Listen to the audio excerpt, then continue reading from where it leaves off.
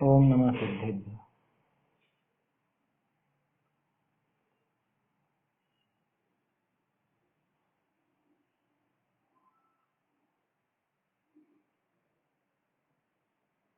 श्री जिन शासन गुरु नमो, नाना विधि सुखकार।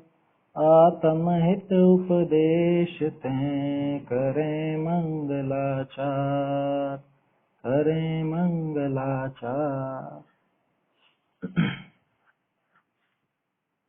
आत्मानुशासन ग्रंथ में हमारी चर्चा चल रही है कि अगर अपने सुख के लिए थोड़ा कष्ट भी सहना पड़े, माने अपने सुख रूपी मोक्ष रूपी प्रयोजन के लिए थोड़ा हमें कष्ट भी सहना पड़े, तो उससे घबराना नहीं चाहिए।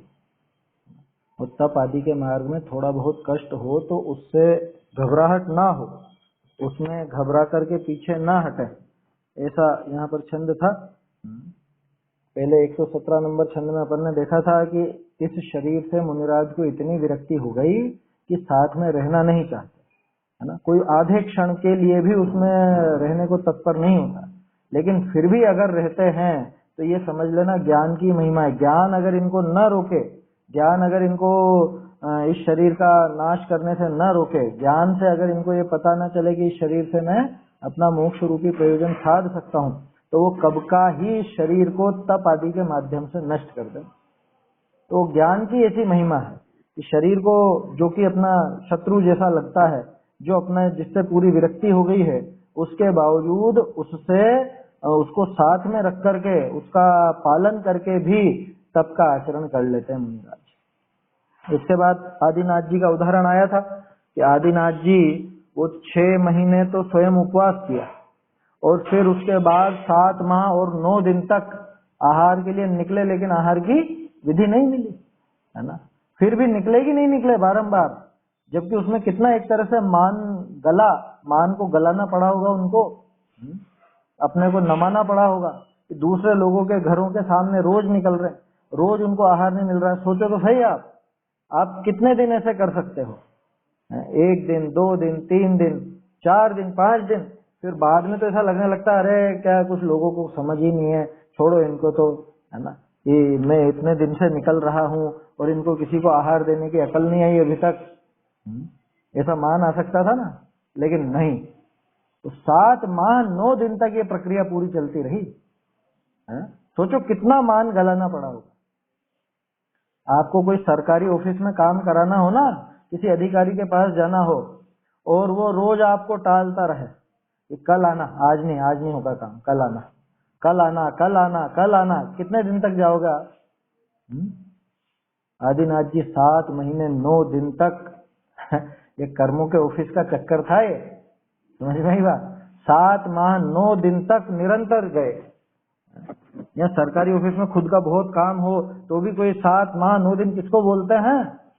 219 दिन पूरे अगर ऐसे गिनो तो, और तिथियां गड़बड़ हो तो फिर और ज्यादा। हम 21 दिन तक नहीं जा सकते, 219 तो बहुत, उसका 10 गुना हो गया, 10 गुना 11 गुना। मैंने सोचने की बात है कि कितना उन्होंने मान गलाया, किसके लिए बताओ? उनको क्या तकलीफ थी शरीर की? कि नहीं, उनको उससे अपना धर्म साधन करना था और उसके लिए वो आहार का जो विकल्प आया था, उस विकल्प की पूर्ति के लिए, माने बार बार वो विकल्प बाधा खड़ी करता था, तो उसको शमन करने के लिए वो एक बार निकल जाते थे। इतना मान गला करके क्या क्या शब्द आए थे? निर्माण, क्षुदित, दीन, परग्रहान अटत, दूसरों के घरों पर भटकते रहे भिक्षा के लिए। बताओ, भिक्षा के लिए कौन? जो पूरे राजा थे, सबके राजा थे, है ना। यहाँ पर जितने भी जीव थे, भोग भूमि के बाद कर्म भूमि प्रारंभ हुई तो सभी जीवों के राजा थे। कर्म भूमि आई कहाँ थी? वहां तो अभी भोग भूमि तो चल रही थी, आखिरी समय चल रहा था, कर्म भूमि का प्रवेश हो रहा था, है ना। ये तो फिर मेरे ख्याल से सबको ही ध्यान होगा। आदिनाथ जी तो तीसरे काल में जब 3 वर्ष और 8.5 माह बाकी थे तभी उनका मोक्ष हो गया था, अभिषेक भाई। चौथे काल में मोक्ष नहीं हुआ उनका, न चौथे काल में पैदा हुआ, तीसरे काल में पैदा हुए और तीसरे काल में ही मोक्ष चले गए। उस समय भी इनको इसी तरह से ये प्रवृत्ति उनकी हुई, ये सोचना चाहिए। अब और क्या कह रहे हैं, देखो आगे एक और उदाहरण उन्हीं का दे रहे हैं कि कर्मों का जो उदय आता है वो अलंग है। जैसे भवितव्यता अलंग शक्ति वाली होती है ना, होनहार अलंग शक्ति वाली होती है, ऐसे ही ये जो विधि का विलास है, विधि का विलास माने कर्मों का उदय अथवा होनहार भी कह सकते हो, क्योंकि कर्मोदय के अनुसार ही बाहरी परिस्थितियां बनती है, उसे भवितव्य, होनहार, कर्म का उदय जो नाम देना हो दे सकते हैं। तो ये अलंग है, अलंग है। आदिनाथ जी जैसे बड़े जीव भी इसको टाल नहीं सके, ये इस छंद में बता रहे हैं। देखते हैं अपन। पुरा गर्भादिन्द्रो मुकुलित कर किंकर इव,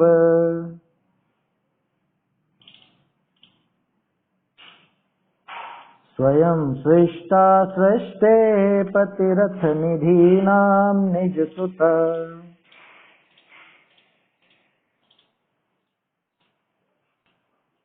क्षुधित्वा षण्मासान् सकिल पुरुरप्याह जगति,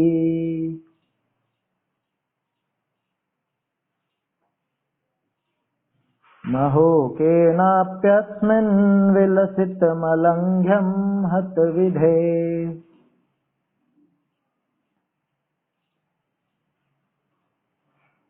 पुरा गर्भादिन्द्रो मुकुलितकर किंकर इव,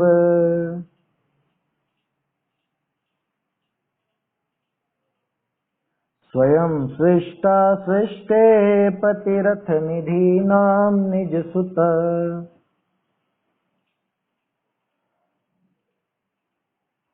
क्षुधित्वा षण्मासान् सकिल पुरुरप्याह जगति,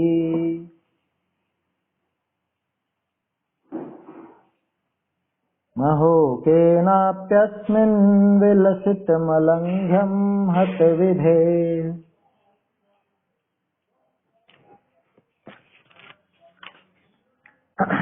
गर्भ पूर्व सुरपति कर जोड़े जिनके सन्मुख दास समान, सृष्टि के सृष्टा जिनके सुत चक्रवर्ती हैं निधिपति जान, हुए क्षुधा से व्याकुल भ्रमते पृथ्वी पर वे प्रभु 6 मास, अहो कोई भी लांघ सके नहीं इस जग में यह विधि विलास।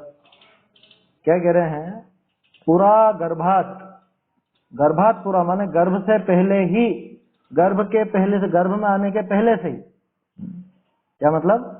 तीर्थंकरों के जो पंच कल्याणक होते हैं उसमें आपने देखा होगा वो रत्नों की वर्षा होती है। कब से होती है? कि गर्भ में 9 महीने से रत्नों की वर्षा होती है, ऐसा नहीं, गर्भ में आने के 6 माह पहले से। 6 महीने तो गर्भ में आने के पहले, और गर्भ में आ गए और जन्म हो रहा है तब तक 9 महीने, और 9 और 6 15 महीने वो रत्नों की वर्षा होती है। कौन कराता है? कि सारी की सारी व्यवस्था वो इंद्र के जिम्मे होती है, स्वयं करता है अथवा अपने जो भी उसके अनुचर हैं, जो भी कुबेर मंत्री वगैरह जो भी हैं उनके द्वारा करवाता है। तो बोलो इंद्र कब से लग गया उनकी सेवा में? कि गर्भ में आने के 6 माह पहले से, गर्भ में आने के 6 माह पहले से पूरा गर्भात इंद्रो, कि वो जो इंद्र है वो कैसा? कि किंकर इव, किंकर माने नौकर, कि जिसके वो इंद्र भी नौकर के समान हो। कब से? पैदा होने के बाद से नहीं, राजा बनने के बाद से नहीं, बल्कि गर्भ में भी आने के 6 महीने पहले से। और कैसा? मुकुलित कर, मुकुलित कर मैंने ऐसा हाथ जोड़ करके खड़ा रहता था, मुकुलित कर, मुकुलित बिल्कुल ऐसा हाथ जोड़ करके खड़ा हुआ, ऐसा। अभिषेक भाई कुछ याद आ रहा है? इसका शास्त्र में एक ऐसा उदाहरण आता है कि इंद्र भगवान के सामने समो शरण में ऐसा, मतलब जैसे बिल्कुल छोटा सा कोई, अभी समझ लो कि कोई जैसे जानवरों के छोटे छोटे से बच्चे होते हैं ना, बहुत प्यारे प्यारे से लगते हैं अपने को, ऐसे ही बिल्कुल कू कू कू कू करते हुए जैसे पिल्ले हों, या जैसे और कोई हो, दूसरे खरगोश वगैरह के छोटे बच्चे हों, हैं, या गाय का छोटा बछड़ा हो, ऐसे बिल्कुल ऐसा नजर आता है वहां पे समो शरण में भगवान के सामने। ये शास्त्र में है ये बात, ये नहीं कह रहे हैं उसको तिर्यंच नहीं बोल रहे हैं, उसको बता रहे हैं कि इतना कोमल और ऐसा शांत होकर के बैठ जाता है। जैसे अभी आपको रास्ते में मान लो कोई जैसे गाय का बछड़ा तो थोड़ा सा डरता है, जैसे कुत्ते के पिल्ले हो छोटे छोटे से, उनको आप पुचकारो तो कैसे आ जाते हैं, बिल्कुल एकदम पूंछ हिलाते हिलाते आपके पास, और ऐसे बैठ जाएंगे पैरों के पास आकर के। ऐसा नम्रीभूत होकर के इंद्र 3 लोक के नाथ भगवान के सामने बैठता है। आया समझ में? इसको गुजराती में कहते हैं गलुड़िया। क्या? गलुड़िया। गलुड़िया माने वो पिल्ला। समझ में ही बात? अब एक बार क्या हुआ, गुरुदेव ने ऐसा बोल दिया कि गलुड़िया माफिक इंद्र वहां पर बैठता है सभा में। अब इंद्र के लिए थी ना बात, कोई भगवान के लिए तो थी नहीं, और शास्त्रोक्त बात है, जो शास्त्रों में आई है उस अनुसार ये बात थी। और इस बात को लेकर के कुछ लोगों ने विरोध, इस बात को लेकर के भी विरोध हुआ है। क्या? अरे इंद्र को पिल्ला बोल दिया। अरे उन्होंने कहा बोला, वो शास्त्रों में लिखा है जो है। यहाँ देख लो ना, मुकुलित कर किंकर एव, क्या लिखा आचार्य ने, नौकर के समान। जैसे राज दरबार में नौकर यूं हाथ, वो दरबारी रहता है, दरबारी तो फिर भी बड़ी पोस्ट है, नौकर है, वो नौकर हाथ जोड़ के ऐसे खड़ा रहता है, ऐसे देवों का अधिपति इंद्र जो अपने तीर्थंकर हैं, तीर्थंकरों के सामने ऐसा मुकुलित कर, यानी कि हाथों को ऐसे जोड़े हुए, ऐसे भगवान के सामने खड़ा रहता है नौकर के समान। समझ में ही बात? ये शास्त्रोक्त बात है, और इसमें ऐसा है क्या ऐसा जिसका विरोध किया जाए इस बात में? समझ में नहीं आता। लेकिन जिनके दिमाग में पक्ष बैठा हुआ है, जिनके पक्षपात पड़ा हुआ है, वो तो किसी भी बात को लेकर के विरोध करने लग जाए। समझ में ही बात? यहाँ पे कोई उसको गाली नहीं दी जा रही है कि अरे उसको नौकर बोल दिया, उसको ऐसा बोल दिया, आपने तिर्यंच से उपमा दे दी। अरे किसके सामने की बात चल रही है ये भी तो देखो। 3 लोक के नाथ के सामने कैसा बैठेगा वो? ये बिल्कुल एकदम शांत चुपचाप हाथ पांव सिकोड़ करके बैठ जाएगा उनके सामने। होगा भले बहुत बलशाली होगा, बहुत वैभववान होगा इंद्र, स्वर्गों का अधिपति होगा, लेकिन 3 लोक के नाथ तीर्थंकर भगवान के सामने तो इतनी भक्ति रहती है उसको कि बिल्कुल चुपचाप बैठता है, शांत एकदम। समझ में ही बात? हाथ जोड़ करके नौकर के समान। खैर वो तो इंद्र की बात दूसरी थी, यहाँ तो बात चल रही है आदिनाथ जी की, कि आदिनाथ जी का जन्म हुआ। जन्म क्या हुआ? गर्भ में आए उसके 6 माह पहले से ही इंद्र वहां पर हाथ जोड़े नौकर के समान खड़ा रहता था। ठीक है, एक विशेषण। दूसरा विशेषण, स्वयं सृष्टा। स्वयं सृष्टा सृष्टे है। इस सृष्टि के जो स्वयं सृष्टा थे। अच्छा, अपने यहाँ पे जैन दर्शन में भी भगवान को सृष्टा बताया सृष्टि का है। अभिषेक भाई इस चीज को समझना, सृष्टि का सृष्टा बता दिया कि जैसे वहां अन्य मत में ब्रह्मा को बताया ऐसे बता दिया गया कि नहीं, वो बात नहीं। उनको सृष्टा एक विशेष काम की वजह से नाम मिला, और सिर्फ आदिनाथ जी को मिला ये नाम। कौन से विशेष काम की वजह से? कि जब भोग भूमि से छूट करके कर्म भूमि आ रही थी, लोग किंग कर्तव्य विमूढ़ हो रहे थे कि क्या करें और क्या ना करें, उनको आजीविका के साधन पता नहीं थे। तब राजा ऋषभ देव ने, आदिनाथ जी जब राजपद में थे, राजा ऋषभ देव ने उनको 6 कर्मों का उपदेश दिया, है ना। 6 कर्म कौन से? वही असी मसी कृषि विद्या वाणिज्य शिल्प, इनका उपदेश दिया, उनको तरह तरह की विधियां बताई। इसलिए अच्छा, आपको ध्यान है, वैसे तो कुलकर 14 होते हैं, लेकिन आप आदि पुराण वगैरह पढ़ोगे तो उसमें 15वें कुलकर आदिनाथ जी को बताया, राजा ऋषभ देव को, और 16वां कुलकर भरत चक्रवर्ती को बताया, क्योंकि वर्ण व्यवस्था उसने प्रारंभ की थी। कुलकर 14 ही होते हैं, लेकिन इन्होंने इस तरह का काम किया तो इनको भी कुलकर की उपमा दे दी गई। तो इसलिए उनको सृष्टा नाम दिया है कि ये जो आज हमको सृष्टि दिखती है, कौन सी? ये व्यापार वाली, असी मसी कृषि विद्या वाणिज्य शिल्प, ये जो काम जगत में नजर आते हैं, इनका प्रणयन किसने किया? कौन थे इनके प्रणेता? किसने उपदेश दिया लोगों को इनका? कि ये राजा ऋषभ देव ने। इसलिए उनको सृष्टि का सृष्टा भी कहते हैं। ये सिर्फ उपमा के लिए। आया समझ में? ऐसा मत समझ लेना जैसा अन्य मत में वो ब्रह्मा जी ने सब कुछ बनाया है। मुसलमान भाई कहेंगे कि अल्लाह ने बनाया सब कुछ, इधर ये कहेंगे भगवान ने बनाया सब कुछ, वो ईसाई कहेंगे गॉड ने बनाया ऐसा नहीं है। यहाँ बनाने वाली बात नहीं है, यहाँ तो वो विधि बताई ना, इसलिए उनको सृष्टा नाम दे दिया। वास्तव में कोई सृष्टा वगैरह नहीं है। दूसरा, ये जो सृष्टे शब्द है, ये दोनों तरफ से लगेगा, इधर भी लगेगा और अब जो आगे अपन बात आ रही है उसमें भी लगेगा। सृष्टे पति अथ, इस सृष्टि के पति कौन? कि निज सुता, उनका जो खुद का बेटा था, आदिनाथ जी का खुद का बेटा, वो इस सृष्टि का पति था। कौन सी सृष्टि का? इस 6 खंड का। भरत क्षेत्र में जो 6 खंड हैं, इसका पति था और कैसा था? अथ निधीनाम पति, निधियों का पति था, है ना। सृष्टि का पति भी था और निधियों का पति भी था। कौन सी निधियां? पढ़ा होगा ना, रत्नकरण जी में भी आता है और दूसरी जगह भी आता है। 9 निधियां और 14 रत्न, जिसमें 7 तो जड़ रत्न और 7 चेतन रत्न, इनका अधिपति होता है चक्रवर्ती। और वो चक्रवर्ती उनका खुद का बेटा था, आदिनाथ जी का। आदिनाथ जी का खुद का पुत्र उन निधियों का बेटा, उन निधियों का पति, आया समझ में? खुद का जो बेटा था वो 6 खंड का, यहाँ पे जो अपना भरत क्षेत्र है, इस भरत क्षेत्र के 6 खंडों का स्वामी उनका खुद का बेटा। माने कैसे कैसे विशेषण दे दिए। देखो, सबसे पहला विशेषण तो कि जिनके गर्भ में आने के 6 महीने पहले से ही इंद्र वहां पर मुकुलित कर, ऐसे हाथ जोड़ करके नौकर की भांति, है ना, लिखा ना, किंकर इव, कि नौकर के समान हाथ जोड़े वो इंद्र, स्वर्ग का देव, है ना, स्वर्ग का अधिपति देव, वो इंद्र उनके हाथ जोड़ करके नौकर की तरह खड़ा रहता है सामने, पहली बात। दूसरा कि जो स्वयं इस सृष्टि के सृष्टा थे। तीसरा, जो स्वयं इस सृष्टि के पति थे, अथवा जिनका खुद का पुत्र, अपना खुद का बेटा, वो इस सृष्टि का 6 खंड का पति था, अधिपति था। 9 निधि और 14 रत्नों का अधिपति था। बोलो उनके क्या कमी? ऐसे आदिनाथ जी को क्या कमी? इतने पुण्य का उदय होने के बावजूद क्षुधित्वा माने भूख से, भूख के कारण। अब भगवान के भूख का अर्थ समझ लेना। उनको जो भूख लगती है वो भूख कोई आकुल व्याकुल करने वाली भूख नहीं होती।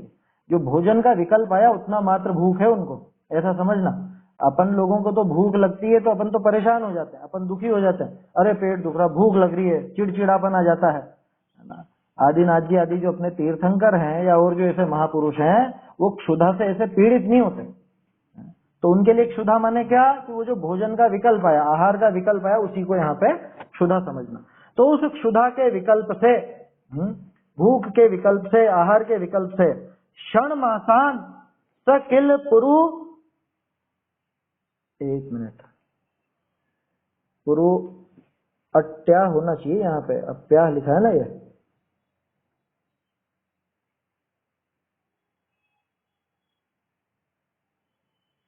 यहाँ मेरे ख्याल से ये प के स्थान पर आधा ट आएगा। इसको मैं और देखूंगा हस्तलिखित प्रतियों में, है ना, क्योंकि वो पिछले छंद में जो अट शब्द आया था ना, अट, अटन के लिए पर्यटन यानी भटकना, है ना, वो पर्यटन घूमना फिरना नहीं, ये अट है। अट धातु भटकने के अर्थ में आती है, घूमने के अर्थ में आती है। क्षुधित्वा क्षण मासान सकिल पुरुह, पुरु किसको बोलता है? पुरु कहा जाता है इंद्रों के, देवों के द्वारा जो पूज्य हो उसको पुरु कहा जाता है। पुरु शब्द का यह अर्थ है कि जो पुरुष है जगत के, ऐसे इंद्रों के द्वारा पूज्य, वो भी क्षुधा के कारण भूखे रह करके 6 मास तक किल अट्याह जगती, कि यहाँ पर, है ना, इस जगत पर, इस जगती में, संसार में भटकते रहे। अहो केनपि अस्मिन् विलसितम अलंघ्यम हत विदे। अहो, बहुत आश्चर्य की बात है। इसको मैं और देखूंगा, ये प नहीं होना चाहिए, यहाँ पे ट होना चाहिए, क्योंकि अट शब्द आएगा यहाँ, पुरुष अटि आह, है ना, अट्याह, इस तरह से बनेगा ये। खैर कोई दिक्कत नहीं है, देखते हैं इसको। अहो केनपि अस्मिन्, किसके द्वारा यहाँ पर इस जगत में, विलसितम अलंघ्यम हत विधे, ये जो विधे, विलसितम, विधि मतलब, विधि माने कर्म, विधि का जो ये विलास है माने कर्मों का जो उदय है, पुण्य पाप का उदय है, उसको कौन इसको लांघ सकता है? किसी के भी द्वारा ये लंघ्य नहीं है, इसका उल्लंघन नहीं किया जा सकता। अरे आदिनाथ जी जैसे, जिनके सामने वो इंद्र भी किंकर की भांति हाथ जोड़ करके खड़ा रहता था, जो स्वयं इस सृष्टि के सृष्टा थे, जो स्वयं इस जगत के पति थे, जिनका बेटा खुद, है ना, 9 निधि 14 रत्नों का धारी चक्रवर्ती था, 6 खंड का अधिपतित्व जिसके था, और उसके बावजूद उनको 6 महीने तक, 6 महीने तक तो उन्होंने एक राउंड फिगर में लिखा है, जैसे 7 माह और 9 दिन है टोटल, देखो तो, है ना, आया समझ में? 6 महीने तो ऐसे बोल दिया, वास्तव में अगर उसकी गणना करोगे तो 7 महीने और 9 दिन, 6 महीने का तो उपवास खुद ने रखा था, उसकी तो गिनती नहीं, क्योंकि वहां थोड़े ना क्षुधा की अपन आकुलता माने या क्षुधा का विकल्प मानेंगे। 6 महीने तक तो उपवास ही था, 6 महीने तक तो क्षुधा का कोई विकल्प ही नहीं। उसके बाद जब विकल्प उठा तब आहार लेने के लिए गए। कब तक जाते रहे? इस 7 महीने और 9 दिन तक लगातार जाते रहे और नहीं मिलता था आहार, फिर भी जाते थे। बोलो ऐसी दशा कैसे हुई? तो वास्तव में कर्मों का उदय अलंघ्य है। कर्म उदय से जो ये विधि का विधान ये कोई ब्रह्मा का द्वारा रचा हुआ नहीं है। विधि माने कर्म, विधि शब्द का अर्थ कर्म है, आया समझ में? तो हत विधे विलसितम अलंघ्यम, कि ऐसा जो ये विधि का विलास है, अलंघ्य विलास है, इसको कौन इसको टाल सकता है? किसके द्वारा इसको दूर किया जा सकता है? कहने का अर्थ यह है कि कितने ही बड़े महापुरुष हों, पुराण पुरुष हों, वो तक इस विधि का विधान माने ये जो पिछले कर्म हैं उन कर्मों को वो भी टाल नहीं सकते। अरे पार्श्वनाथ जी पर उपसर्ग हुआ कि नहीं हुआ? सोचो, तीर्थंकरों पर उपसर्ग। तीर्थंकर प्रकृति सारी कर्म प्रकृतियों में सर्वश्रेष्ठ है ना, उसके मुकाबले कोई प्रकृति होती ही नहीं। और उसके साथ जबरदस्त पुण्य का उदय चलता है, जबरदस्त, मतलब अकेली नहीं आती है तीर्थंकर प्रकृति, उसके साथ सबसे ऊंची साता वेदनी संबंधी जो भी बातें हैं वो सबसे ऊंची उनके पास आएंगी, उनके साथ आएंगी। और नाम कर्म में भी सबसे ऊंची प्रकृतियां उनके साथ आएंगी, तीर्थंकर प्रकृति वाले जी। लेकिन गजब की बात, उस तीर्थंकर प्रकृति के होने के बावजूद वो असाता वेदनी का कुछ ऐसा उदय था जो टाला नहीं जा सका। उपसर्ग जो हुआ वो किसके उदय में हुआ? साता के क्या असाता के? उपसर्ग कोई साता के उदय में तो होता नहीं, होता असाता के उदय में ही है। तो पिछले भवों का कुछ ऐसा पाप बंधा हुआ था, उस पाप के उदय से वो तीर्थंकर तक नहीं बच सकते, मतलब उसको टाल नहीं सकते। बच सकते तो नहीं बोलना चाहिए, क्योंकि उन पर असर तो होता नहीं है ना। वो जो पार्श्वनाथ जी का अपन ने उदाहरण लिया या आदिनाथ जी का उदाहरण लिया, इसमें एक चीज समझना कि वो जो पत्थर बरसाए गए है ना संवर देव के द्वारा, वो पत्थर क्या पार्श्वनाथ जी के आसपास भी पड़ रहे थे क्या? पढ़ ही नहीं सकते। तीर्थंकर प्रकृति की इतनी विशेषता है, एक बात। दूसरी बात, अगर भगवान को छू भी जाते, मतलब वो मुनिराज पार्श्व कुमार को अगर वो पत्थर छू भी जाते तो क्या कुछ उनका बिगड़ता? कोई खरोंच भी आती क्या? तीर्थंकर का बल कितना होता है कि पूरे 3 लोग को बीच में से यूं पकड़ के, सुमेरु के यहां से पकड़ के ऐसा उल्टा कर दे डमरू की तरह। इतनी ताकत होती है। 3 लोग में सबसे ज्यादा बलशाली होते हैं सर्वार सिद्धि के देव और तीर्थंकर, इन दोनों का समान बल बताया गया। तो दोनों इतने मंद कषाई कि उनको ऐसा कोई विकल्प नहीं आता। आया समझ में? नहीं तो पता नहीं कितनी बार उलट पुलट हो जाता सब कुछ।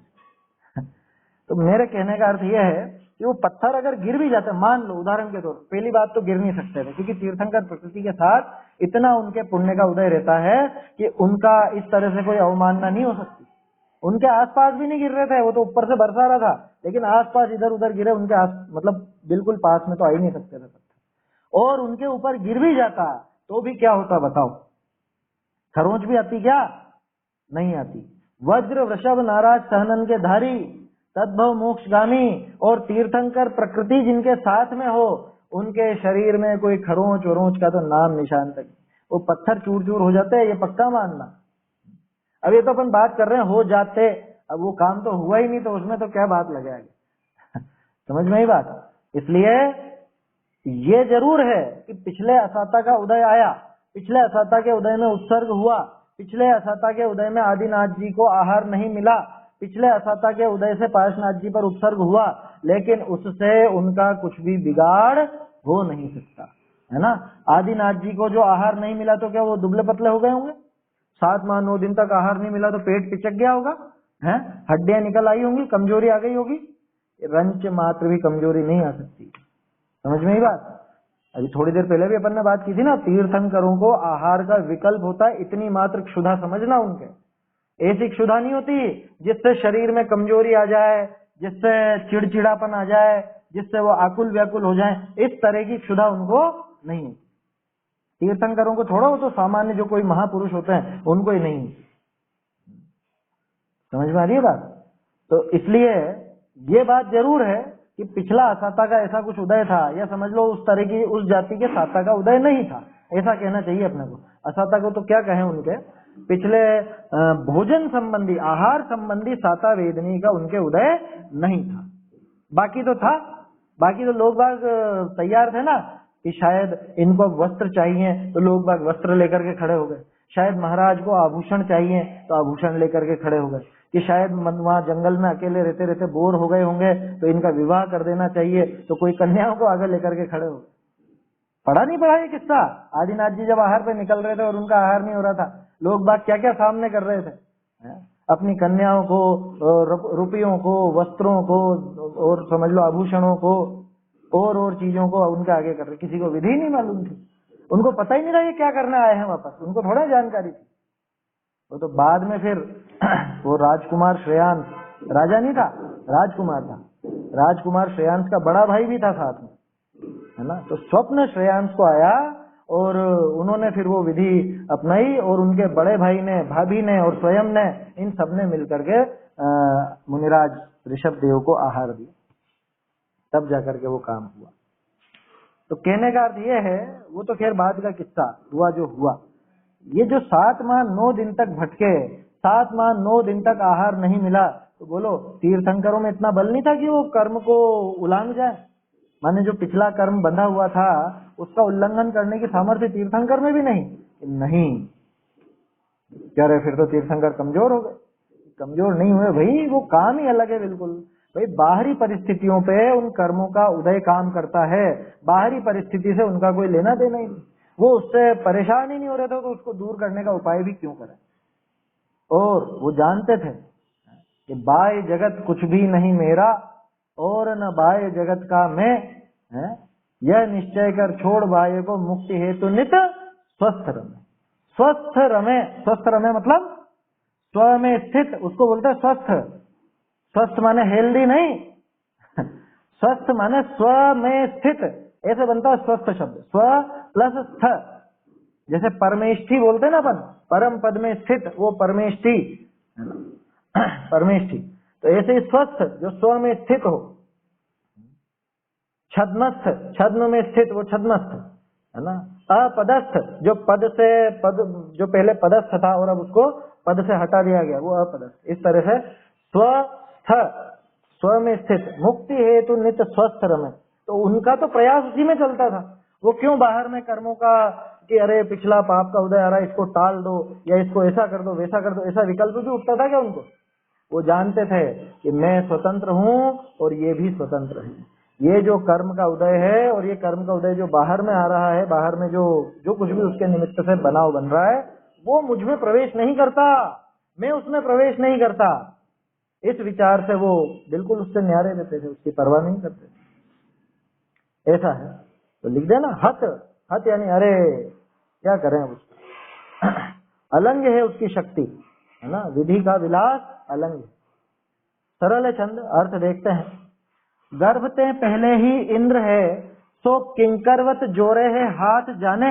ऐसा होता भया गर्भ के पहले, गर्भ के 6 महीने पहले से ही इंद्र वहां पे ऐसे हाथ जोड़ करके, मुकुलित कर शब्द है ना, मुकुलित कर, हाथ जोड़ करके, किंकरवत नौकर के समान, जैसे नौकर हो ऐसे हाथ जोड़ करके वो इंद्र खड़ा रहा। और आप सृष्टि जो कर्म भूमि ताका करण हरा भया, खुद आदिनाथ जी ने, मतलब राजा ऋषभ देव ने उस समय उपदेश दिया था ना कर्मों का, 6 कर्मों का, जिससे कर्म भूमि का प्रवर्तन हुआ। और अपना पुत्र है सो निधिनी का स्वामी चक्रवर्ती भया। कितनी निधियां होती हैं? 9 निधियां और 14 रत्न। 14 रत्नों में 7 तो जड़ रत्न और 7 चेतन रत्न। ऐसे 7 चेतन रत्न माने जैसे उनकी पटरानी है, उनका सेनापति है, और उनका जो शिल्पी है, राजशिल्पी, राजमिस्त्री वगैरह भी कहते हैं उसको। तो ऐसे ऐसे तो 7 व्यक्ति, वो 7 भी रत्न कहलाते हैं। आया समझ में? उन 7 को भी रत्न कहा जाता है, वो चेतन रत्न है। और 7 होते हैं जड़ रत्न, जैसे काकिनी रत्न, चर्म रत्न, छत्र रत्न इत्यादि अलग अलग तरह के रत्न होते हैं जो अलग अलग कामों में प्रयोग में लिए जाते हैं। तो 9 तो निधियां और 14 रत्न। ऐसे उनका स्वामी चक्रवर्ती भया। ऐसा पुरुष जो आदिनाथ स्वामी है, ऐसे थे ना आदिनाथ जी, सो भी 6 मास पर्यंत क्षुधावान होई पृथ्वी प्रति भ्रमत भया। लो, पृथ्वी पे भी वो भ्रमण करते रहे, सो बड़ा आश्चर्य है। इस संसार विषय निकृष्ट जो विधाता कर्म ताका विलास चरित्र है, तो अतिशय करी अलंघ्य है कि ये जो दुष्ट कर्म है, जो निकृष्ट ये कर्म है, जो नाश करने लायक ही है, साथ में रखने लायक नहीं है। विधाता नाम भी कर्म का, कभी अपने यहाँ पे विधि शब्द आवे, विधाता शब्द आए तो ऐसा मत समझना ब्रह्मा की बात चल रही है, वो कर्मों का ही पर्यायवाची नाम है।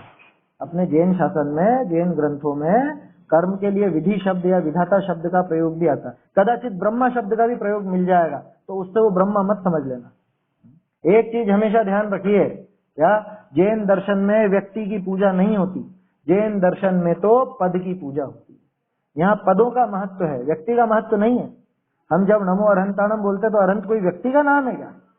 उस पद में जितने भी जीव हुए उन सबको हम नमस्कार कहते हैं।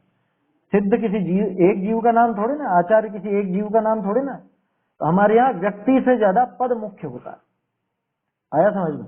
ऐसे ही यहाँ पे नाम कुछ भी रखो, कहते तो है अपन बुद्ध वीर जिन हरिहर ब्रह्मा, या उसको स्वाधीन कहो, वो भी यहीं से निकला है, आत्मानुशासन से। देखा था ना अपन ने, एक छंद आया था जिसमें कई सारे नाम दिए थे भगवान को। तो क्या कह रहा था मैं कि हाँ, कभी अगर विधि शब्द, विधाता शब्द या ब्रह्मा शब्द भी आ जाए तो उसका अन्यथा अर्थ मत लेना, उसमें वो ब्रह्मा विष्णु महेश वाला ब्रह्मा नहीं लेना है, वो कर्मों के लिए नाम आता है। ठीक है? सो बड़ा आश्चर्य है इस संसार विषय निकृष्ट जो विधाता कर्म ताका विलास यानी चरित्र है, तो अतिशय करी अलंघ्य है। अतिशय करी अलंघ्य मतलब कि बिल्कुल अलंघ्य, बिल्कुल भी उसका लंघन नहीं किया जा सकता, उसको उल्लंघा नहीं जा सकता, उसको टाला नहीं जा सकता। अटल है वो, अटल अफर लेख है, विधि का अफर लेख, फिरता नहीं है, टलता नहीं है। ऐसा कोई याके मेटने को समर्थ नहीं, कोई उसको मिटाने में समर्थ नहीं। तो फिर तो जीव तो कमजोर है कर्म से, है? उसको नहीं मिटा सकते तो कर कमजोर है कि अरे उन कर्मों का स्थान बिल्कुल न्यारा, मेरा स्थान बिल्कुल न्यारा, उनका स्वरूप बिल्कुल न्यारा, मेरा स्वरूप बिल्कुल न्यारा। जिसने इस बात को स्वीकार किया वो कर्मों का नाश करने के लिए माथा मारेगा क्या? उसमें क्या क्या परेशान होगा बताओ? बोलो। मुनिराज जो सिद्ध बनते हैं, मोक्ष जाते हैं, वो क्या ये सोच के बैठते हैं मुझे कर्मों का नाश करना, मुझे कर्मों का नाश करना, मुझे कर्मों का नाश करना, ऐसा सोचते हैं क्या? हैं? जिनको ये विकल्प चले वो आत्म ध्यान से च्युत हो जाते हैं, चूक जाते हैं। यहाँ मालूम है कर्म है, साथ में तब तक संसार दशा रहेगी, कर्मों का नाश होने पर ही मोक्ष दशा होगी, तो कर्मों के नाश का विकल्प भी आता है, लेकिन वो प्रारंभिक भूमिका में, शुरू में जब आत्म ध्यान हो, जब आत्मलीनता हो, तब फिर उनकी तरफ देखेंगे क्या? अरे इसका भी नाश करना, इसका भी नाश करना, इसका भी नाश करना। उनकी तरफ देखता रहेगा तो फिर आत्म ध्यान कब करेगा? आत्मा की तरफ कब देखेगा? समझ में आ रही है बात? इसलिए वहां पर ये जो विधि है, ये विधि अलंघ्य है। अरे और वैसे भी पर द्रव्य है ना भाई, कर्म कौन सा द्रव्य है? कर्म है कार्मण वर्गणा पुद्गल, और हम कौन है कि हम जीव हैं। एक द्रव्य दूसरे द्रव्य का जब करता धरता हरता नहीं, तो कैसे जीव उसका नाश करे, कैसे उसका क्या उपाय करे? तो फिर ऐसे तो कर्मों का नाश ही नहीं होगा। अरे उनका अपने आप जो होना होगा सो अपने आप हो जाएगा, है ना? इधर जीव अपना काम करता है और उधर कर्म अपने आप तड़ातड़ उनके हिसाब से खिरते जाते हैं। जैसा भी उनका नाश होना है तो स्वयं हो जाता है, उनकी तरफ देखने से कभी नाश नहीं होगा। समझ में ही बात? छोटा बच्चा होता है ना, अब वो रोड पर साइकिल लेकर निकले, ठीक है, और या फिर पैदल ही जा रहा हो, अब वहां पे बहुत से कुत्ते बैठे हों, क्या होता है? वो कुत्तों की तरफ देखता है। कुत्तों की इसे आदत होती है, आप उनको इग्नोर करके सीधे चलते जाओगे तो कुत्ते कुछ नहीं करेंगे, तो चले जाएंगे। लेकिन आप उनकी तरफ यूं देखते रहोगे या उनको देख करके घबराओगे या डरोगे तो वो जरूर भौंकेंगे, तो उसके पीछे पड़ जाएंगे वो बच्चे के। अब वो बच्चा घबराता है, मैं कैसे साइकिल चलाऊं, मैं कैसे यहाँ रोड पर जाऊं, ये कुत्ते मुझे जाने नहीं देते, ये कुत्तों को हटाओ पहले, उसके बाद साइकिल चलाऊंगा। कि अरे तू उनकी तरफ मत देख, तू तेरे रास्ते जा बिल्कुल सीधा, तू तेरा काम कर, तू तेरी साइकिल को देख, साइकिल को भी क्या देख, तू तो तेरे रास्ते को देख। आज कुत्तों की तरफ देखेगा तो कुत्ते तो पीछे पड़ेंगे ही पड़ेंगे, वो भौंकेंगे ही भौंकेंगे। समझ में ही बात? तो ये कर्मों को भी वैसा ही समझना, क्या है ना, सभी तरह के कर्मों को वैसा ही समझना। कर्मों का नाश करना, कर्मों का नाश करना, कर्मों का नाश करना, इस विकल्प से तो कर्म उल्टा और बनेंगे, और ज्यादा बनेंगे। और कर्मों की तरफ से दृष्टि हटा करके स्वयं को देखे, अपने आत्म स्वरूप की तरफ देखे, तो अपने आप ये जैसे वो कुत्ते अपने आप अपने रास्ते चले जाते हैं, ये छेड़ते नहीं है इसको, उसी तरह से कर्म भी स्वयं और धीरे धीरे अपने आप खिर जाते हैं। जैसा इनका जितना भी उदय काल हो उस अनुसार, कोई उदय देकर के खिरता है, कोई बिना उदय मतलब उसकी निर्जरा कर दी जाती है आत्म ध्यान के द्वारा। समझ में आ रही है बात? तो जीव का काम कहाँ पर? कर्मों के ऊपर कि स्वयं में? कि वो तो स्वयं का काम करे, अपना खुद का काम करे, कर्म तो अपने आप गिर जाएंगे। जिस समय हो आत्मदृष्टि, कर्म थर थर कांपते, भाव की एकाग्रता लखी, छोड़ खुद ही भागते। बोलो, जीव ने क्या करा? उनकी तरफ देख रहा था क्या? जिस समय आत्मदृष्टि हो, अपने आत्मा की तरफ रुचि हो, उसमें लीनता हो, उस समय कर्म अपने आप ही थर थर कांपते, थर थर कांपते माने अपने आप धीरे धीरे फिरने लग जाते। ऐसा होता। भावों की एकाग्रता से स्वयं ये इधर लीन हुआ और उधर वो अपने आप भागे। एक पुस्तक है, जीव जागा कर्म भागा। जीव जागा कर्म भागा करके है एक पुस्तक, मेरे ख्याल से शायद इनकी है, अन्ना जी की है क्या अभिषेक भाई? देखी क्या? नहीं देखी? जीव जागा कर्म भागा शायद अन्ना जी की है। अन्ना जी माने ब्रह्मचारी यशपाल जी, अब तो गुजर गए, है ना, हमारे गुरु थे, बहुत उन्होंने अच्छे से पढ़ाया हमको, कई बातें सीखने को मिली उनसे।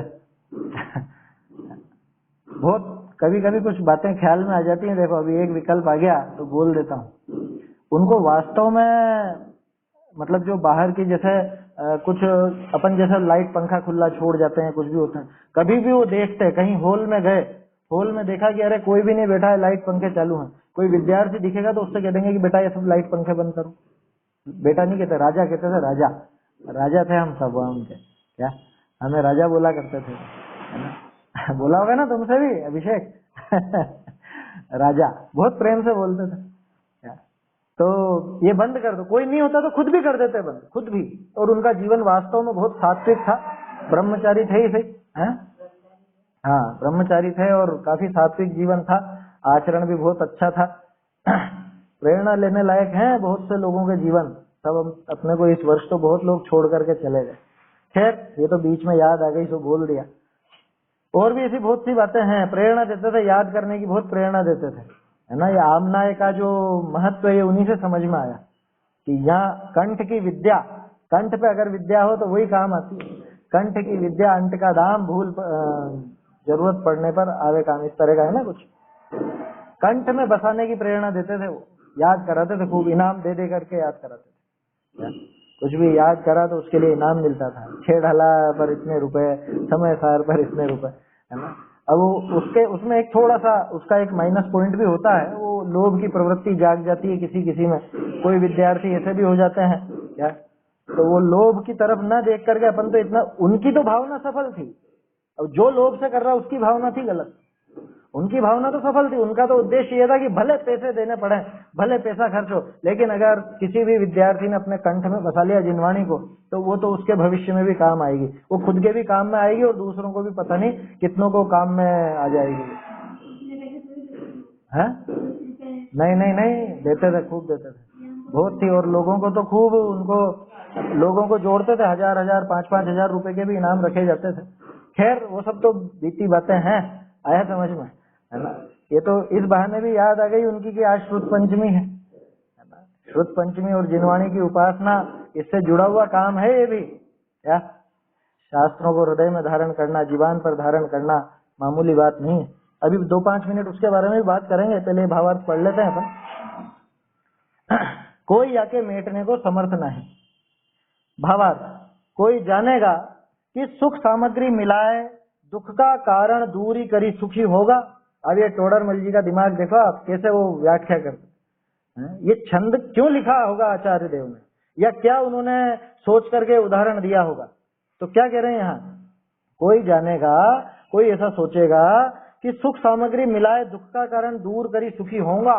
होगा मतलब मैं होऊंगा, क्या कि दुख दूर करने का क्या उपाय है कि जो सुख सामग्री है, विषय भोग के साधन है, उनको जुटा लूं तो अपने आप दुख के कारण दूर हो जाएंगे, मैं सुखी हो जाऊंगा। अब देखना, सो संसार विषय ऐसा काहू का पुरुषार्थ नहीं, जो कर्म का उदय आवे और ताको दूर ही। यहाँ पे पुरुषार्थ का अर्थ बाहरी वाला ही लेना है ना, जीव का जो असली पुरुषार्थ है वो नहीं लेना। यहाँ पे आत्मलीनता वाली बात नहीं है। यहाँ पे जो हम सोचते हैं ना, हमने इतना पुरुषार्थ किया, हमने इतना पैसा कमाया, ऐसा मकान बनाया, ऐसी शादियां की, ऐसा व्यापार किया, क्या ऐसा कोई पुरुषार्थ नहीं जो कर्म का उदय आए और उसको वो दूर कर दे। समझ में ही बात?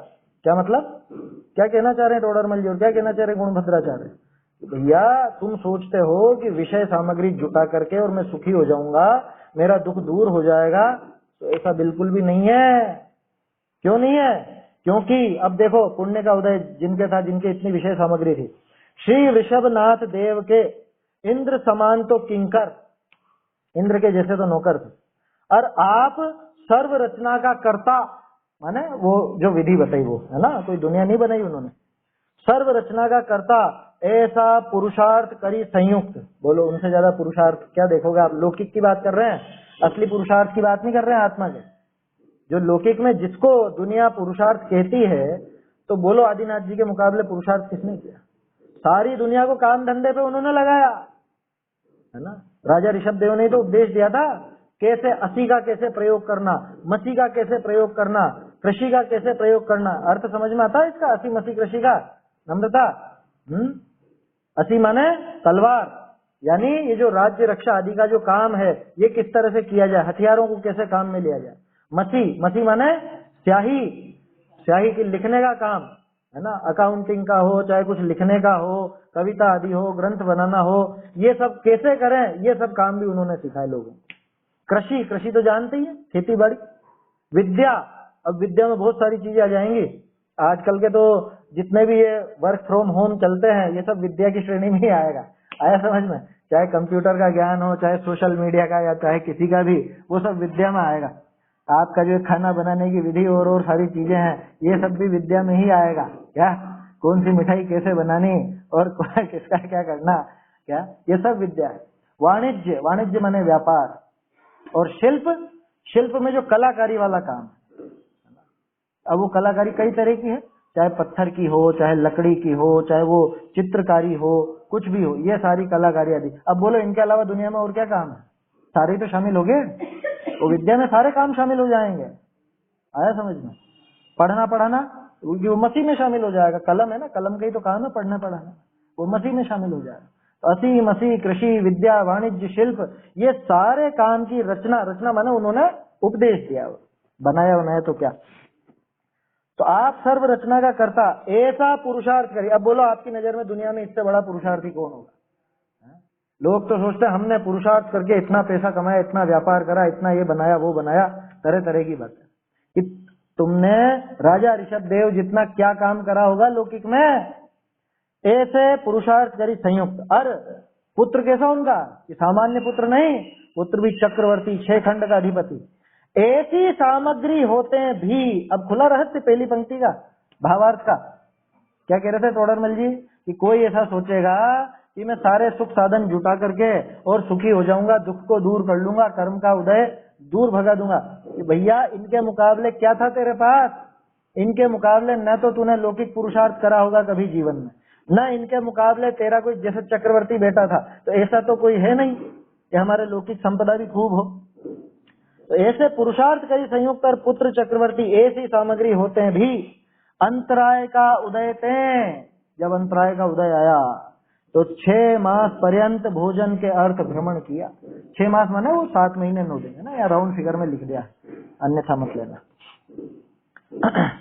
भोजन के अर्थ भ्रमण किया। ताते ओरनी की कहा वार्ता, बोलो कौन सी सामग्री जुटा लोगे आप? भरत क्षेत्र के 6 खंड में ऐसी कौन सी सामग्री थी जो उनके पास नहीं थी? फिर भी बोलो कर्म का उदय टला क्या? एक वो बहुत पुराना गाना था फिल्मी, है ना, वो तो ऐसे ही देखने में आया था, भजन जैसे ही था। वो क्या था उसमें? हाँ, कर्म का लेख मिटे नहीं भाई, इस तरह का गाना है, बहुत पुराना। पहले के गानों में पुराने भजनों की कुछ बातें ले लिया करते थे लोग बात, आजकल के तो सब फालतू होता। कर्म का लेख मिटे नहीं भाई, इस तरह का है ना। यूट्यूब पे आप सर्च करोगे तो मिल जाएगा, अच्छी है उसमें बातें, वैराग्य वाली बात है। तो वहां तो अन्य मत की बात है, कर्म का लेख मिटे नहीं भाई। अपने यहाँ तो ये जो कर्म पहले के बंधे हुए हैं, पिछला जो ऐसा बंधा हुआ है कर्म, उसका मिटता नहीं है। अंतराय के उदय थे 6 मास पर्यंत भोजन के अर्थ भ्रमण किया। ताते ओरनी की कहा वार्ता जाते हैं, जो कर्म का उदय थे थोड़ा बहुत कष्ट उपजे, ताको भी सह करी, ऐसा ही चिंतवन करना। कैसा कि जो संसार विषय तो कर्म ही बलवान है। यहाँ पे हमारा बस नहीं चलने वाला। क्यों ये जो बाहर में जो कुछ भी काम बनता है, ये सब कर्म के उदय के अनुसार बनता है। अभिषेक भाई, पेज नंबर 48 मोक्ष मार्ग प्रकाशक का, है ना। सभी लोग याद रखें ये पंक्ति। तो वे भिन्न द्रव्य, वो जो दूसरे द्रव्य हैं वो कैसे हैं कि वे भिन्न द्रव्य या तो अपने अनुसार परिणमे है या कर्म के उदय के अनुसार परिणमे। दो ही कारण बताए। जितने भी जगत में पदार्थ हैं, बाहरी पर द्रव्य हैं, वो सब अपने अनुसार, अपने माने उनके स्वयं के, उनके स्वयं अपने अनुसार, है ना, खुद के अनुसार ही परिणमन करते हैं। और अगर निमित्त की तरफ से कहो, व्यवहार से कहो, तो अपने कर्म के उदय के अनुसार परिणमते हैं। समझ में ही बात? अरे इसने हमको गाली दी, इसने हमको गाली दी। अरे ये नहीं होता तो भी तुझे गाली ही मिलनी थी। क्योंकि कर्म का उदय ऐसा ही था तेरे। समझ में ही बात? वो नहीं होता कोई और होता, गाली तो मिलनी थी, ये पक्की बात थी। और ये भी सिर्फ अपन मन को समझाने के लिए कह रहे हैं कि ये नहीं होता वो होता।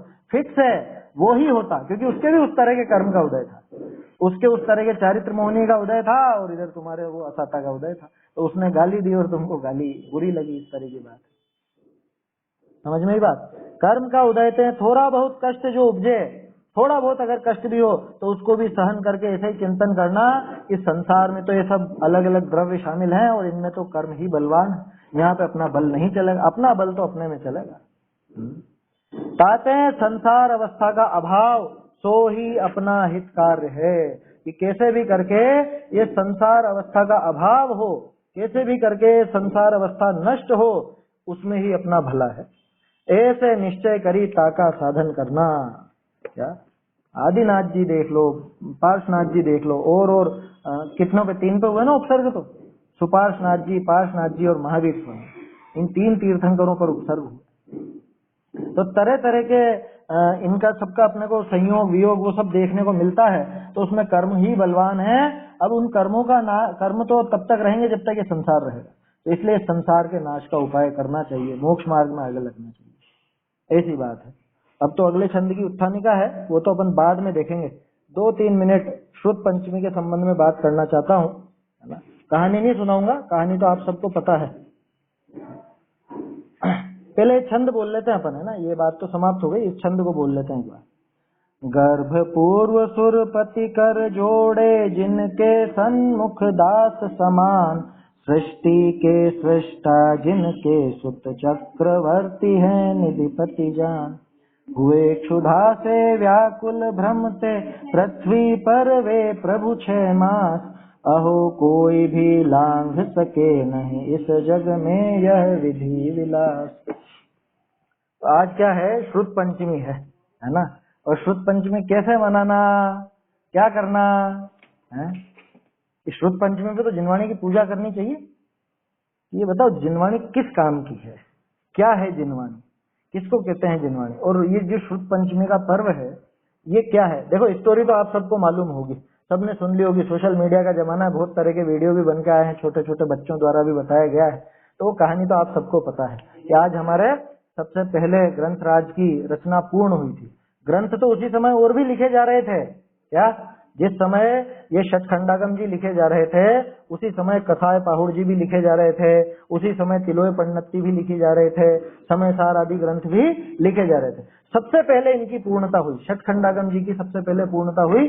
तो प्रथम श्रुत स्कंध कह करके अपन उनकी पूजा करते हैं, है ना। और धरसेन आचार्य के शिष्य पुष्पदंत और भूतबली मुनिराज, तो भूतबली मुनिराज ने पूरा किया था। पुष्पदंत मुनिराज ने तो, आचार्य पुष्पदंत ने तो शुरू का हिस्सा लिखा था। नमोकार मंत्र इसी का मंगलाचरण है, शुरू का हिस्सा लिखा था। और बाद के पूरा समझ लीजिए भूतबली आचार्य ने पूरा किया। तो वो तो सब किस्सा बहुत लंबा चौड़ा है, विशेष आपको जानना हो, इसमें बारीकी जाननी हो तो श्रुत पंचमी पे युगल जी बाबूजी के 2 प्रवचन हैं। उसमें उन्होंने प्रथम श्रुत स्कंद और द्वितीय श्रुत स्कंद दोनों की उत्पत्ति बताई है, बहुत विस्तार से बताई है, तो वो आप सुन लीजिएगा, है ना। और बाकी कहानी तो सबको ध्यान है, उस पर बात नहीं करनी है। बात अपने को करनी है कैसे मनाना, क्या कैसे मनाना, क्या विधि होनी चाहिए। ये सब ने केसरिया पीली साड़ियां पहन ही रखी हैं, सब मंदिर होकर आ ही गए पूजा करके, गोला भी चढ़ा करके आए होंगे, है कि नहीं। ये तो क्या नहीं करेगा, कह रहे उसकी मना नहीं कर रहे हैं, उसको समझिए पहले कि वास्तव में जिनवाणी का उपयोग क्या है, पहले ये तो बताओ, ये तो सोचो। क्या जिनवाणी इस तरह की है कि जैसे भगवान की प्रतिमा है तो भगवान की प्रतिमा को तो हम देखने जाते हैं, उनका दर्शन करने का मुख्य प्रयोजन होता है, उनको देख करके हम आत्म स्वरूप समझने का प्रयास करते हैं, उनको देखने की मुख्यता है। जिनवाणी को क्या देखने की मुख्यता है? शास्त्रों की मुख्यता किस बात में है? उनको देख करके नमस्कार करने में, ढोक देने में, पूजा करने में, पलासना बनाने में, इसमें कि जो जिनवाणी में लिखा हुआ है उसको पढ़ने में है? देखो मैं ये नहीं कह रहा हूं कि पूजा नहीं करनी, पूजा तो होगी ही सही, देव शास्त्र गुरु तीनों पूज्य हैं, तीनों की ही पूजा की जाएगी, समझ में ही बात। पूजन तो होगी, भक्ति का भाव उमड़ेगा तो पूजन तो होगी, लेकिन अभी लोगों की प्रवृत्ति कैसी हो गई है कि पूजा कर ली, श्रुत पंचमी का विधान कर लिया और सोच लिया कि हो गई श्रुत पंचमी, मना ली हमने, तो मना ली। कैसे मना ली श्रुत पंचमी? श्रुत पंचमी कैसे मनाई थी? धरसेनाचार्य ने पूजा करके मनाई थी। धरसेनाचार्य क्या, पुष्पदंत और भूत बलि आचार्य ने कैसे मनाई थी कि उन्होंने तो वो शास्त्र का पूरा अभ्यास किया, शास्त्र का पूरा निर्माण किया, उन्होंने तो लिख दिया, इस तरह से उन्होंने मनाई। अब हम कैसे मनावे, बस उसकी पूजा करके? नहीं, धरसेनाचार्य तो उनके गुरु थे, तो उन्होंने तो लिख करके मनाई। हम कैसे मनाते हैं कि जो उन्होंने लिखा उसको पूज लो, ऐसे? अरे जो लिखा है वो पढ़ने के लिए लिखा गया है। कह रहे लेकिन षटखंडागम तो बहुत कठिन। अरे षटखंडागम नहीं तो और ग्रंथ भी तो हैं, ये सब श्रुति ही तो है, ये जो हम पढ़ रहे हैं आत्मानुशासन आदि, ये सब भी तो श्रुत है ना। श्रुत का अर्थ क्या होता है? श्रुत माने जिनवाणी, श्रुत माने शास्त्र, जिनागम, इसका नाम है श्रुत। द्वादशांग श्रुत ज्ञान, है ना। 12 अंग और मतलब 11 अंग 9 पूर्व, 11 अंग 14 पूर्व होते हैं ना, 14 पूर्व 12वें अंग के ही हिस्से हैं, और उनके अलावा और जो कुछ भी ये सब जो आज शास्त्र हमारे पास उपलब्ध हैं, ये सब श्रुत है। तो श्रुत पंचमी अगर मनाना है तो उसकी विधि, वो पूजा वूजा तो सब करना, उसकी मना नहीं, वो सब करना, लेकिन श्रुत पंचमी मनाने का असली तरीका तो यह है कि उस श्रुत को जिस काम के लिए लिखा गया था, आचार्यों ने अपना खुद का उपयोग आत्मा से हटा करके, खुद का नुकसान करके जिन शास्त्रों को लिखा, जिस प्रयोजन से लिखा, उस प्रयोजन की पूर्ति हो। अब बोलो किस प्रयोजन से लिखा था आचार्यों ने? हैं? कुंद कुंदाचार्य समय सार जी क्यों लिख गए थे? इसलिए कि 2000 साल बाद लोग इसकी पूजा करें। लिखा क्यों जाता है? कि कोई उसको पढ़े, इसीलिए लिखते हैं ना। हैं? वसीयत कोई क्यों लिख के जाता है? ये वसीयत पढ़ लेना भैया, कुछ दिमाग में गफलत आए तो पढ़ लेना, झगड़ना मत आपस में, इसीलिए लिखी गई थी ना वसीयत। ये नहीं पिताजी वसीयत लिख गए, वसीयत को रखो, फ्रेम में जड़ा करके रखो और उसकी पूजा करो और उसका विधान करो और उसको ढोक दो, इसलिए लिख के गए थे क्या? और यहाँ झगड़ते रहो क्या? कि पिताजी तो लिख गए और ये 2 भाई झगड़ रहे हैं, अभी भी संपत्ति का विवाद निपट नहीं रहा है आपस में, क्या करें उस वसीयत को? कि वसीयत को पढ़ना नहीं है, वसीयत को तो ढोक देनी है बस, वसीयत की तो बस पूजा करनी है, दिया बत्ती करनी है, उसकी और कुछ नहीं करना। इसलिए लिखी थी वसीयत। वसीयत किस लिए लिख के गए थे? वसीयत इसलिए लिख के गए कि कुछ झगड़ा हो, कुछ दिमाग में खलबली हो तो इसको पढ़ करके अपना दिमाग साफ कर लेना और शांति पा लेना। तो ऐसे ही हमारे जो आचार्य हैं, जिन्होंने श्रुत की उपासना की माने इन्होंने तो निर्माण किया, निर्माण रूप उपासना है उनकी। तो हमारे जो आचार्यों ने शास्त्र लिखे हैं, तो श्रुत पंचमी ऐसे मनाई जाती है कि उन शास्त्रों को पढ़ें, है ना। आज के दिन अगर आपको वास्तव में श्रुत पंचमी मनानी है, सबसे कह रहा हूं, है ना, ध्यान रखना, श्रुत पंचमी मनाने का एक ही तरीका है कि श्रुत के अभ्यास का नियम ले लो, आजीवन श्रुत का अभ्यास करेंगे, आजीवन श्रुत का अभ्यास करेंगे। श्रुत माने शास्त्र, जिनवाणी का अभ्यास निरंतर करेंगे, है ना। एक दिन ऐसा ना गुजरे कि जब मैं जिनवाणी ना पढ़ूं, जब मैं शास्त्र का अभ्यास ना करूं, एक दिन ऐसा नहीं गुजरे, ऐसा नियम लीजिए। अरे कभी कभी हम हाथ नहीं लगा पाते तो जो पढ़ा उसका चिंतन कर लो, उसमें क्या है? जिस दिन आप यात्रा में हो या शारीरिक अशुद्धि है ना, तो उस समय आप जो पढ़ा है पहले उसका चिंतन कर सकते हो। चिंतन की मना थोड़ी ना, वो भी श्रुत का ही अभ्यास है। श्रुत का अभ्यास अकेले किताब खोल करके बैठे हैं तो ही होगा, ऐसा भी नहीं है। श्रुत का अभ्यास, उसको पढ़ो, उसको समझो, समझने का प्रयास करो। न्याय समझ में तो जो अपने साथी हैं, साधर्मी हैं, उनसे चर्चा करो। आया तो था, देखा था ना अपन ने कैसे परीक्षा करता है वो सम्यक के सन्मुख जो होता है, जिसको सम्यक दर्शन प्राप्त करना है, क्या क्या काम करता है। तो ये श्रुत का जो प्रयोजन था, उस प्रयोजन की पूर्ति हो, उस प्रयोजन के लायक काम होवे तो समझना श्रुत पंचमी मनाई, बाकी सब धूल है। आज लगभग प्रत्येक जैन जो कम से कम मंदिर जाता होगा, आज लगभग प्रत्येक जैन ने श्रुत पंचमी की पूजा की होगी, चाहे मंदिर में जाके की हो, चाहे ऑनलाइन करी हो, यहाँ पे मोबाइल में है, या विधान भी करे होंगे। इतने मात्र से श्रुत पंचमी नहीं बन जाएगी भाई। श्रुत की रचना जिस काम के लिए की गई थी वो काम होना चाहिए, है ना। आया समझ में? ये नियम ले लेना, किसी के ऐसा नियम नहीं है तो नियम ले लेना कि नियमित मुझे शास्त्र का अभ्यास करना है। जब तक सांस है और जब तक सांस उखड़ भी रही हो तो मैं शास्त्र का अभ्यास करूं। मतलब शास्त्र का अभ्यास सिर्फ शास्त्र खोलकर नहीं होगा, कोई दूसरा मुझे सुनाए या तत्व चर्चा हो या उस पर विचार हो। आया था ना, तद्रूप होकर के उस पर तत्व का विचार करे। समझ में ही बात? मृत्यु शैया पर पड़ा हूं तो भी मेरे कानों में जिनवाणी की बात कोई सुनाने वाला मौजूद रहे, या कोई नहीं रहे तो भी मैं इतना पी करके बैठूं कि वो उसी का ही बार बार उसी का घोलन चिंतन मेरे होता रहे, मुझे जरूरत ही नहीं पड़े समाधि मरण में किसी अन्य की। इतनी खुद की तैयारी हो, तब जाके ये श्रुत पंचमी पर्व मनाना सफल होगा। आया समझ में? तो अगर मनाना है वास्तव में श्रुत पंचमी तो नियम लो कि नियमित शास्त्र स्वाध्याय करेंगे। ये नहीं कह रहा हूं मैं इस स्वाध्याय में बैठो या इसमें जुड़ो, आप जो अपन रोज कर रहे हैं, मैं इसकी बात नहीं कर रहा हूं। आप स्वयं पर्सनल व्यक्तिगत खुद का स्वाध्याय कीजिए। यही श्रुत पंचमी की सही एक तरह से श्रुत की उपासना होगी। और आचार्यों ने जो शास्त्र लिख दिए तभी जाकर के उनका विनय हो पाएगा, नहीं तो पढ़े पढ़े तो वो तो पलासने में बंद रहेंगे, अंदर अंदर कीड़े खाएंगे उनको तो, और आप बाहर से करते रहना, 8 द्रव्य चढ़ा देना, पूजा कर लेना, विधान कर लेना, चमर लेके झूमने लग जाना वहां पे। ऐसा नहीं होती श्रुत पंचमी। आया समझ में? जैसे हमारे आचार्यों ने मनाई वैसे हमको मनानी। उन्होंने शास्त्र लिख करके मनाई, हम उन शास्त्रों को पढ़ करके और समझ करके, कोरा रीडिंग लगाना भी नहीं है। नहीं तो बहुत सौ के जैसे नियम हो कि रोज का नियम है, लो फटाफट खोलो कोई सा भी ग्रंथ खोल लो, ये पेज निकला, ये पेज पढ़ा और छुट्टी। ऐसा काम नहीं करना।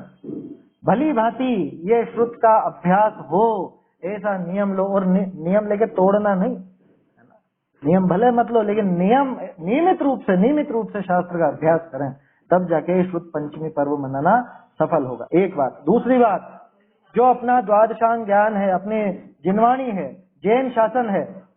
कल एक बात से बहुत विचलित हुआ मैं, अभिषेक भाई तुमने भी पढ़ा होगा वो मैसेज कि अपने जैन उदासीन है जैन विद्या के प्रति। जैन विद्या सीखने में किसी की रुचि नहीं है।